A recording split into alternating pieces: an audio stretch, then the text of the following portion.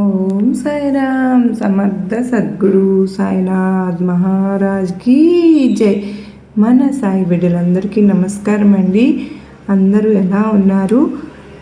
సాయినాథుని దయ వలన సంతోషంగా ఉండాలని మనస్ఫూర్తిగా కోరుకుంటున్నాను. ఈరోజు సాయినాథుని సందేశం ఏంటి అంటే కనుక, తల్లి ఈ మాట వింటున్న సాయి బిడ్డలందరికీ కూడా నా తరపున ఆశీర్వాదం తెలుపుతూ ఉన్నాను. నీ జీవితంలో నువ్వు ఎంతో ప్రేమించేటటువంటి ఆ వ్యక్తి, నువ్వు ఎంతో ఇష్టపడినటువంటి బంధం, దూరమైపోయిన అనుబంధం, నీ మనసు రాత్రుళ్ళు ఏడుస్తున్న ఈ సంబంధం రేపటి రోజున నేను నా చేతులతో నేనే నీకు మంచి చేయబోతూ ఉన్నాను. నీ కన్నీళ్లు నేను చూశానమ్మా. నీ మౌన వేదన నాకు తెలుసు.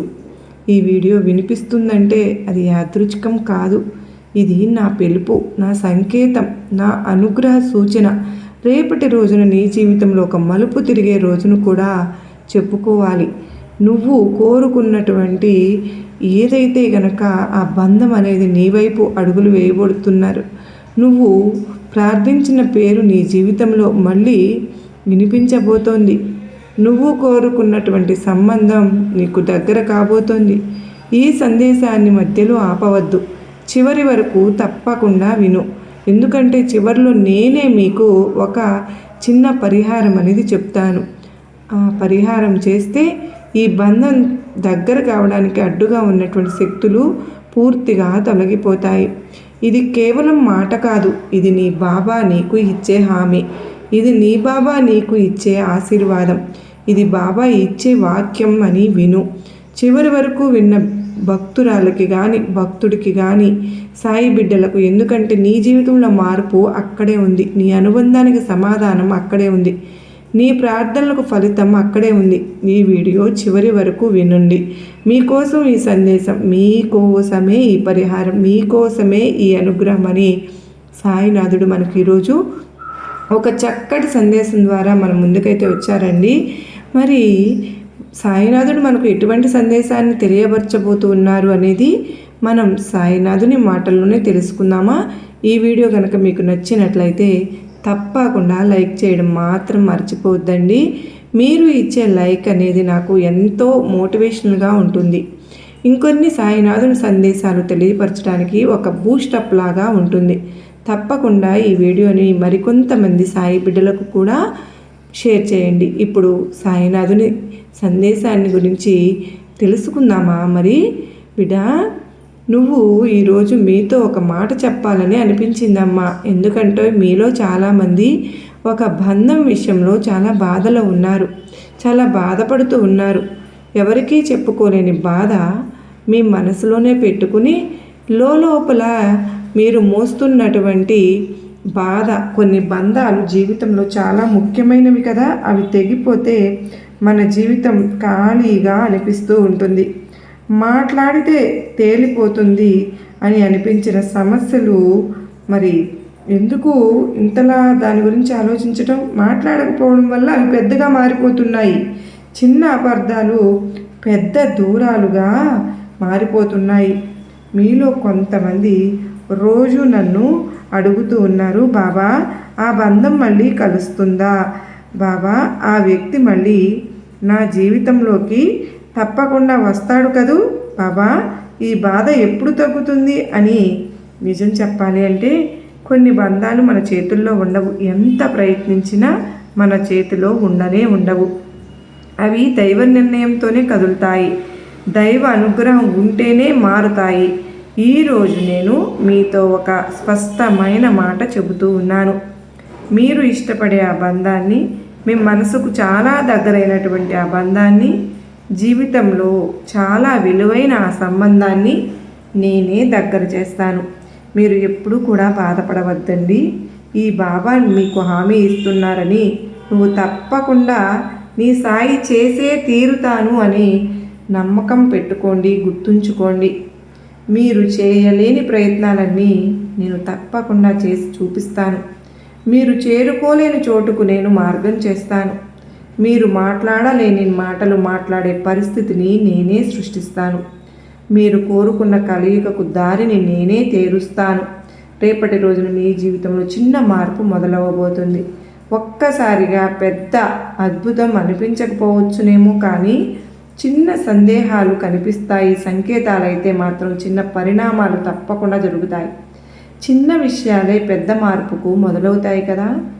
ఎక్కడో ఒక సమాచారం, ఎక్కడో ఒక సందేశం, ఎక్కడో ఒక మాట, ఎక్కడో ఒక పరిచయం, ఇవన్నీ కలిసే ఒక మార్పును తప్పకుండా తీసుకొస్తాయి.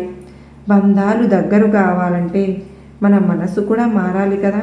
కోపం తగ్గాలి, అహంకారం తగ్గించుకోవాలి, పట్టుదలను విడనాడాలి, క్షమ పెరగాలి, అర్థం చేసుకునే మనసు కూడా రావాలి కదా. మీరు ఒక్కటే చేయాలి, మనసులో ద్వేషం అనేది పెట్టుకోకండి. బాధతో నిర్ణయాలు అసలు తీసుకోవద్దండి. ఆవేశంతో మాటలు మాట్లాడకండి. శాంతిగా ఉండండి. నాపై భారం పెట్టండి.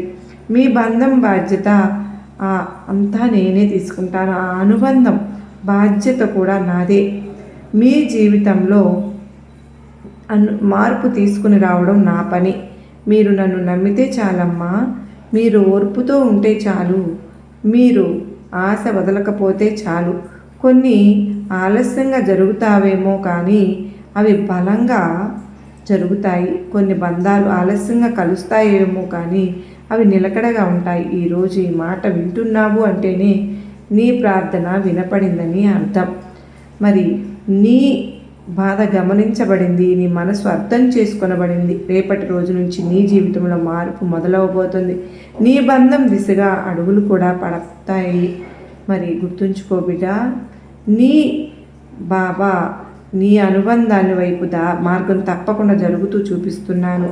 నీ జీవితం నాకే అప్పగించావు, నీ బాధ నాకే అప్పగించావు. నీ బంధం కూడా నేను మిగతావన్నీ కూడా అన్నీ సరిచేసి నీ దగ్గరకు తీసుకొస్తాను తల్లి. అయితే నువ్వు ఏదైనా సరే, ఇప్పుడు మీకు ఒక చిన్న పరిహారం చెప్తాను అని చివరిలో చెప్తాను అని చెప్పాను కదా తల్లి. మరి ఇది చాలా కష్టమైనది అసలు కానే కాదమ్మా. భారం వేసే పని కూడా కాదు. పెద్ద పెద్ద పూజలు, పెద్ద పెద్ద ఖర్చులు అవసరమే లేదు. నమ్మకంతో చేస్తే చాలు. రేపటి రోజున ఉదయం లేచి నువ్వు చక్కగా ముఖం కడుక్కొని ఇంట్లో ఒక చిన్న దీపం వెలిగించుకో. దీపం ముందు కూర్చుని నన్ను మనసులో తలుచుకోండి. ఏ పెద్ద మంత్రాలు చదవాల్సిన అవసరమే లేదు. మీ మనసులో ఉన్న మాటని నాతో చెప్పండి. బాబా, నా బంధాన్ని నీ చేతుల్లో పెట్టాను తండ్రి. నాకు అర్థం కాని పరిస్థితిని నీకు అప్పగిస్తూ ఉన్నాను. నాకు అవసరమైనది నాకు ఇవ్వు బాబా. నాకు హానికరమైనదైతే నాకు అవసరం లేదు, దాన్ని దూరం చేయి తండ్రి అని శాంతిగా చెప్పండి. తరువాత మీరు ఇష్టపడే ఆ బంధం గురించి ఒక్కసారి కూడా ద్వేషంలో ఆలోచించవద్దు. కోపంతో గుర్తు అసలు చేసుకోవద్దు. మంచిగా గుర్తు చేసుకోండి, శాంతిగా గుర్తు చేసుకోండి. అది కుదిరితే ఒక చిన్న నెయ్యి దీపం కూడా రేపు వెలిగించుకోండి. ఏ పేదవారికైనా అవసరంలో ఉన్నవారికైనా సరే ఒక చిన్న సాయం తప్పకుండా చేయండి. డబ్బు కావాలన్నా అవసరం లేదు, ఆహారం కావచ్చు, నీరు కావచ్చు, సాయం చేయాలి అని మీ మనసులో నిర్ణయించుకుని ఈ రోజు నుంచి 7 రోజుల పాటు ప్రతిరోజు రాత్రి పడుకునే ముందు ఒక్క మాట మనసులో చెప్పుకోండి. బాబా, నా బంధాన్ని నీ చేతుల్లో పెట్టాను, అంతే. మిగతా పని నా దగ్గర వదిలేయండి. ఎలా కలపాలో నేను చూస్తాను, ఎప్పుడు కలపాలో నేను నిర్ణయిస్తాను, ఎటువంటి మార్గంలో కలపాలో నేనే చూస్తాను. మీ పని నమ్మకం మాత్రమే. మీ పని మీరు చేయవలసినటువంటి పని ఓర్పు మాత్రమే. మీరు శాంతిగా ఉండడమే నాకు చాలు. పరిహారం అంటే మంత్రాలు కాదు, పరిహారం అంటే పూజలు మాత్రమే కాదు కదా. పరిహారం అంటే భారం కాదు, పరిహారం అంటే విశ్వాసం. విశ్వాసం అంటే మార్గం తెరుచుకుంటుంది కదా. శాంతి అంటే భయం. అంటే మీకు నమ్మకం ఉంటే అనుబంధం తప్పకుండా కలుస్తుంది. మీ జీవితాన్ని నేను తప్పకుండా మారుస్తాను తల్లి. మీరు ధైర్యంగా ఉంటే నాకు అంతే చాలు. మీ మనసులో ఎన్నో రకాలైనటువంటి అనుమానాలను పెట్టుకుని ప్రతి ఒక్కరూ కూడా నా మాటను నేను చెప్పేటటువంటి ఈ సందేశాన్ని వింటూ ఉంటున్నారు. అసలు ఎందుకు అలా వినాలి చెప్పు? మీకు అసలు మీ జీవితం ఎలా ఉంటుందో నేను తప్పకుండా నిర్ణయిస్తాను. మీ మనసుకు ఎప్పుడు కూడా సంతోషాన్ని చేకూరేలాగా నేను ప్రతి ఒక్క సందేశాన్ని మీకు నేను తెలియపరుస్తూ ఉంటాను. కానీ కొంతమంది భక్తులు మనస్ఫూర్తిగా వింటారు, కొంతమంది అనుమానంతో వింటూ ఉంటారు. అలా ఎప్పటికీ కూడా వినొద్దండి. నేను చెప్పే ప్రతి సందేశం మీ మనసుకు తాకుతుందని నేను ఎన్నో రకాలైనటువంటి సందేశాలను మీకు మేము పంపిస్తూ ఉంటాను. కొంతమంది భక్తులు అపనమ్మకంతో వింటూ ఉంటారు, కొంతమంది చాలా నమ్మకంతో వింటూ ఉంటారు. నమ్మకంతో విన్న ప్రతి ఒక్కరికి కూడా నేను చెప్పేటటువంటి సందేశంలో ఉన్నటువంటి పరమార్థం తప్పకుండా అర్థమవుతుంది. అసలు ఏదైనా సరే కానీ పూర్తిగా విన్న తరువాత ఏదైనా సరే మనం ఒక నిర్ణయానికి రావాలి కదా. మరి అలా కాకుండా ప్రతి ఒక్కరూ కూడా అపనమ్మకంతో చేసేటటువంటి పూజలు పరిహారాలు అనేవి ఏవి కూడా నాకు చల్లవని గుర్తుపెట్టుకోండి. జీవితంలో ఎన్నో రకాలైనటువంటి కష్టాలను, ఎన్నో రకాలైనటువంటి బాధలను, ఎన్నో రకాలైనటువంటి దుఃఖాలను నువ్వు అనుభవించావు కదా. అసలు నీ దుఃఖం ముందు ఏది కూడా పనికిరాదు. అంత దుఃఖాన్ని నువ్వు ఎప్పుడూ కూడా బాధపడుతూ దుఃఖించావు. నీ మనసులో ఉన్న ప్రతి మాట బాధ నాకు తప్పకుండా తెలుసమ్మా. మీరు ఓపికతో ఉండండి, అంతా కూడా నేనే చూసుకుంటాను, సరేనా. మీరు పుట్టినప్పటి నుండి అంటే చాలా కష్టాలను అనుభవించారు. ఎన్ని కష్టాలు అంటే అసలు మీ అంత కష్టం ఇంకెవరు అనుభవించలేదేమో అని అనుకునేటటువంటి కష్టాలను అనుభవించారు. ఎన్నో రకాలైనటువంటి చీకటిలను మీరు చూశారు. అసలు మీ జీవితం అనేది ఒక సాఫీగా సాగుతున్నటువంటి సమయంలో అల్లకల్లోలాలు సృష్టించేటటువంటి కష్టాలు, ఎన్నో బాధలు, తట్టుకోలేనటువంటి మనసు, జీర్ణించుకోలేనటువంటి బాధలను అనుభవించారు. నిజంగా ఆ బాధలు చూస్తుంటే నా మనసు గుండె తరుక్కుపోయింది. జీవితంలో ప్రతి ఒక్క విషయాన్ని ఏదైనా సరే అంటే మనకు ఆరోగ్యం దెబ్బతింటే అది వేరే విషయమేమో, కానీ అనారోగ్య సమస్యలను మనం అతిగా ఆలోచించడం వల్ల తీసుకొస్తాం. మన చేతులారా మనమే మన ఆరోగ్యాన్ని పాడు చేసుకుంటూ ఉన్నాం. ఆరోగ్యాన్ని కొనుక్కోవచ్చునేమో, కానీ తీసుకున్నట్లు అర్థమవుతుంది. ఏదో ఒకటి ఆలోచించడం ద్వారా, దీర్ఘంగా ఉండడం ద్వారా మన అనారోగ్య సమస్యలు అనేవి మనకు వస్తూ ఉంటున్నాయి. నిజమే కదా. అతి ఆలోచనల వల్ల ఎన్నో రకాలైనటువంటి అనారోగ్య సమస్యలను కొని తెచ్చుకుంటూ ఉంటున్నారు. అలా ఎప్పటికీ కూడా ఉండొద్దండి. ఎందుకంటే ఆరోగ్యం దెబ్బతింటే మనము అసలు ఆరోగ్యాన్ని తీసుకొని తెచ్చుకోగలమా చెప్పండి. ఎలా? ఎప్పటికీ కూడా అనారోగ్యం పాలవ్వవద్దండి. ఏది జరిగినా అంతా మన మంచికే అని ఆలోచించండి. జరిగేదాన్ని మనం ఆపలేము కదండి. కనుక జరిగేదంతా కూడా భగవంతుడే నడిపిస్తూ ఉన్నాడు అనేటటువంటి ఒక ఆలోచనను తప్పకుండా తెలుసుకోవాలన్నమాట. అలాగే అనారోగ్య సమస్యలు ప్రతి ఒక్కరిని కూడా చుట్టుముడుతూ ఉంటున్నాయి. అందులోనూ ఆర్థిక సమస్యల గురించి ఆలోచించే వారు కూడా ఉంటారు కదా.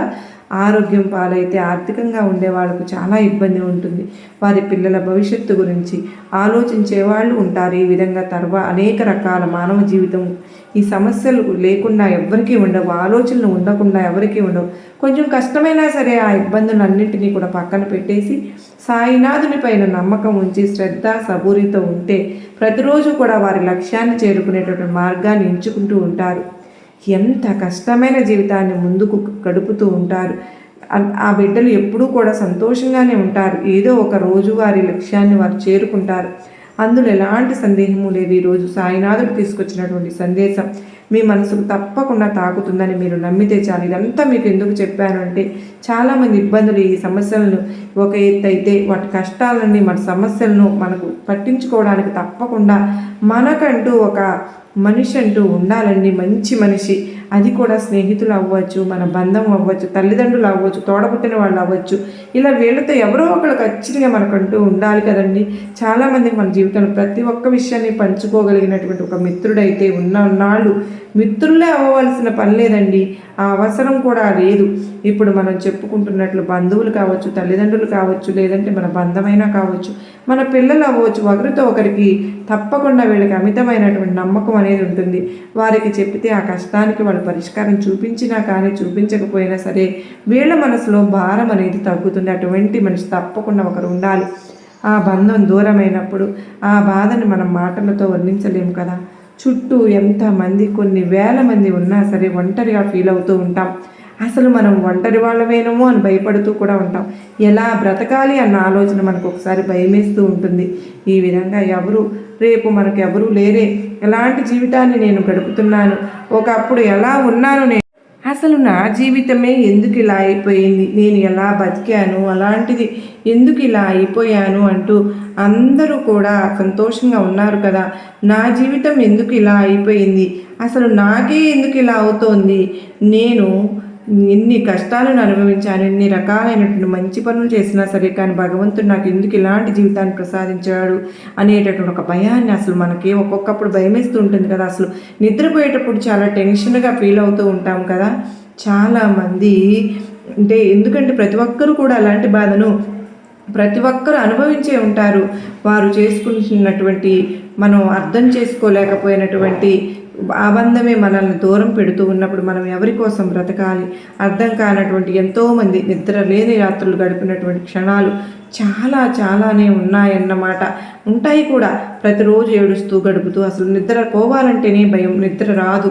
అనారోగ్య సమస్యలు వస్తూ ఉంటాయి కదండి. అనారోగ్య సమస్యలు వస్తే వాటిని చూపించుకోవడానికి మన చేతికి అందిన ధనం ఉండాలి కదా. అసలు ఎందుకు బ్రతికానా అనేటటువంటి ఒక ఆలోచన అనేది తప్పకుండా ప్రతి మనిషికి అనుభవించే కష్టానికి చూసి భయపేస్తూ ఉంటుందన్నమాట. ప్రతి ఒక్కరము మన కష్టాలను అనుభవిస్తూ ఉన్నాము. అసలు ఎందుకు ఆ విధమైనటువంటి జీవితాన్ని భగవంతుడు మనకు ఇచ్చాడు అనేటటువంటి ఒక గుండె బరువెక్కివైపోయినటువంటి, గుండె తరుక్కుపోయేటటువంటి వార్తలను మనం ఎన్నో రకాలైనటువంటి సమస్యలు ప్రతిరోజు కూడా తలచుకుంటూ భయమేస్తూ ఉంటుందన్నమాట. మీ మనసు అర్థం చేసుకోకుండా దూరం అయిపోయినటువంటి ఆ బంధం ఏదైతే ఉందో, మీ అమ్మ నాన్న మిమ్మల్ని అర్థం చేసుకోవడం లేదా, మీ స్నేహితులు మిమ్మల్ని అర్థం చేసుకోవడం లేదా, మంచి మనసు కలిగిన నీ బిడ్డలను అర్థం చేసుకోవడం లేదా, ఎవరి గురించి నువ్వు అత్యంత ఆలోచనలు బాధపడుతూ ఉన్నావు, నువ్వు అత్యంత ఎక్కువగా దుఃఖిస్తూ ఉన్నావు, ఆ బంధాన్ని నీకు దగ్గర చేస్తానని సాయినాథుడు ఈరోజు చెబుతూ ఉన్నారు. అంటే మన ఆలోచనలు, మన మనసు ఏదైతే ఉందో ఎక్కువగా ఆలోచించి అనారోగ్యానికి కారణమవుతూ ఉందో ఈ అనారోగ్యాన్ని తుడిచి పెట్టేస్తాను అంటూ సాయినాథుడు. అవునండి, మన దగ్గర ఏది ఉన్నా ఏది లేకపోయినా మనకు నచ్చిన వాళ్ళు, మనకు ఎంతో ఇష్టమైన వాళ్ళు మన దగ్గర నుండి దూరంగా వెళ్ళిపోతే ఆ బాధ వర్ణనాతీతం. ఆ మనసు పడే పరిమితి అనేది ఉండదు బాధకు అనే ఎక్కువగా ఆలోచించే అనారోగ్య సమస్యలు, మంచం పట్టేటటువంటి సమస్యలు. మరి ఇక తల్లిదండ్రుల విషయంలో తన బిడ్డలు కానీ దూరం అయితే అలాగ నువ్వు ఏ బంధం గురించి ఆలోచిస్తూ ఉన్నావు, ఆ బంధాన్ని నీ దగ్గర చేస్తాను అంటూ సాయినాథుడు అయితే అంటూ ఉన్నారు కదండి. ఇది మరి ఎంత గొప్ప అదృష్టం. ఆ అదృష్టాన్ని ఏ విధంగా ఏ బిడ్డలకు ప్రసాదించబోతున్నారో ఆ తండ్రి మాటల్లోనే మనం తప్పకుండా ఇప్పుడు తెలుసుకోవాలండి. ఎందుకంటున్నారు అంటే ఏదైనా సరే కానీ మీకు మంచి మార్గాన్ని తప్పకుండా తీసుకుని వస్తాను అని సాయినాథుడు అంటూ ఉన్నారు కదా. మరి మీరు అతిగా ఆలోచించి అనారోగ్య పాలు కావద్దండి. అనారోగ్య పాలవ్వడం వల్ల చేతి నిండా ధనం ఉండాలి, వాటిని చూపించుకోవడానికి కూడాను. ఇప్పుడు ఈరోజు నేను చెప్పబోయే శుభవార్త కోసం మీరు ఇప్పటి నుంచి ఎదురు చూస్తున్నారు కదా. నీ జీవితంలో నువ్వు ఆశపెట్ట బంధం చేరబోతోంది. ఇక నీ జీవితంలో ఒక అధ్యాయం అనేది మొదలవబోతుంది. ఒక నూతన అధ్యాయం తప్పకుండా మొదలవబోతోంది తల్లి. మరి నీ సాయి మాటలు అర్థం కావడం లేదా? మరి అయితే గనక నేను చెప్పేది శ్రద్ధగా వింటావు కదా. చూడమ్మా, నువ్వు ఎప్పటి నుంచో స్వచ్ఛమైనటువంటి ప్రేమ కోసం ఎదురు చూస్తూ ఉన్నావు కదా. అట్లా స్వచ్ఛమైనటువంటి ప్రేమ ఎక్కడ దొరుకుతుందా అని ఆలోచిస్తూ దిగులుగా కూడా ఉంటూ ఉన్నావు. నీ పిల్లల నుండి వచ్చేటటువంటి ప్రేమ కావచ్చు, నిన్నుగా అర్థం చేసుకునేటటువంటి ప్రేమ కోసం నువ్వు ఎదురు చూస్తూ ఉన్నావు. ఆ ఆప్యాయత కోసం నువ్వు చూస్తూ ఉన్నావు. నిజమే, నా దగ్గర ఏది కూడా దాచవద్దు.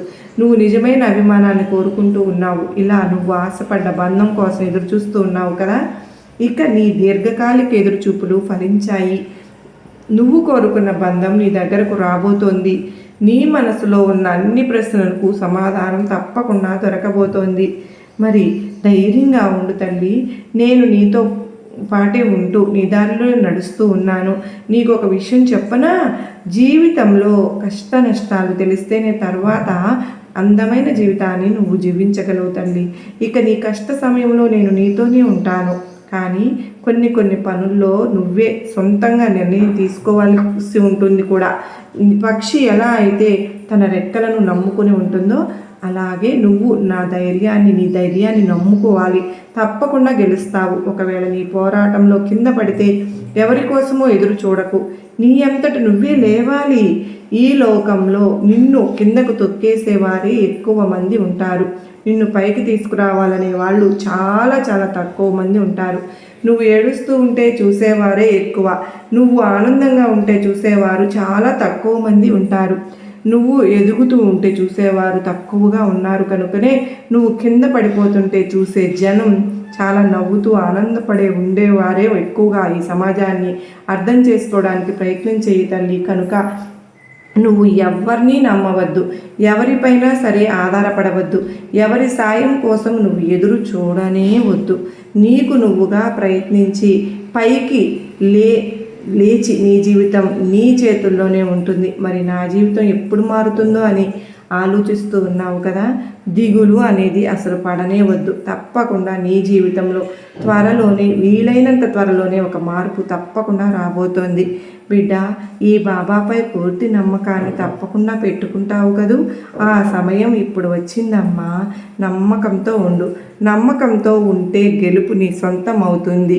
చూడమ్మా, నీకు ఏదైనా సమస్య వస్తే భయపడిపోవద్దు. దాన్ని నువ్వే పరిష్కరించుకో.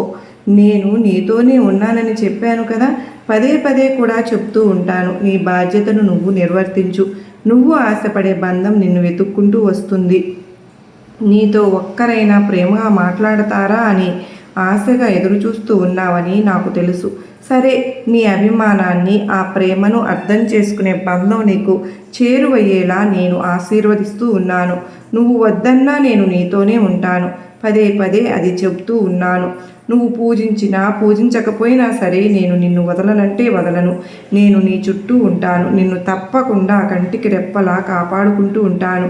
నువ్వు ఎదురు చూసే బంధం నీకు కావాలని అనిపిస్తూ ఉంది కదా. నీ కష్టాలు నష్టాలు పాలు పంచుకోవడానికి నీకు తోడు ఉంటే నీ బంధం అవసరం అవుతుంది. నాకు అన్నీ తెలుసు. ఆ బంధాన్ని తప్పకుండా నీకు చేరువ తప్పకుండా చేస్తాను కూడా. ఈ బంధం నీ జీవిత భాగస్వామి కావచ్చు, నీ ఇంటి వారసులు కావచ్చు, ఇలా ఏ బంధమైనా సరే తప్పకుండా నీ దగ్గరకు నేను చేరవేస్తాను. మరి ఈ సమయంలో నువ్వు సంతోషంగా ఉండాలి అంటే ఒక బంధం నీకు అవసరం అవుతుందని నాకు పూర్తిగా అర్థమయ్యింది. అది నాకు తెలుసు కూడాను. నువ్వు ఎదురు చూస్తున్న బంధాన్ని, నీకు కావలసినటువంటి ప్రేమను పంచి నీకు అండగా ఉంటూ నిన్ను ఆనందంగా చూసుకునేటటువంటి ఆ బంధాన్ని నీకు తప్పకుండా నేను ప్రసాదించబోతున్నాను. ఆ బంధం నీ దగ్గరకు రాగానే నీ జీవితానికి ఒక అర్థం తెలుస్తుంది.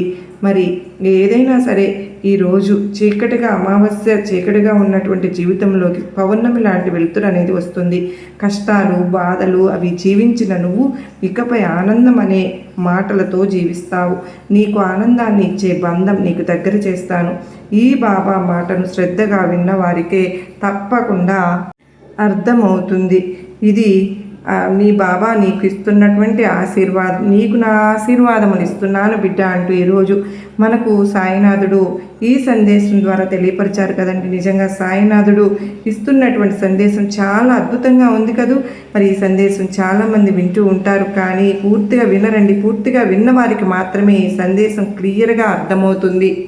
కానీ సగం సగం విని సందేశం బాగాలేదు, అసలు నాకు సెట్ కాలేదని వెళ్ళిపోయేటటువంటి వారికి మాత్రం ఆ వ్యక్తులకు అర్థం కాదండి. అటువంటి బిడ్డలకు అర్థం కాదన్నమాట. భక్తులకు ఈరోజు ఈ చెప్పిన మాటలు మీ హృదయానికి చేరాయి అంటే మరి అది నాకు చాలండి. మీ మనసును కొంచెమైనా శాంతపరిచింది అని అనుకుంటే నాకు అంతకంటే బాబా వారికైతే ఇంకేం కావాలి చెప్పండి.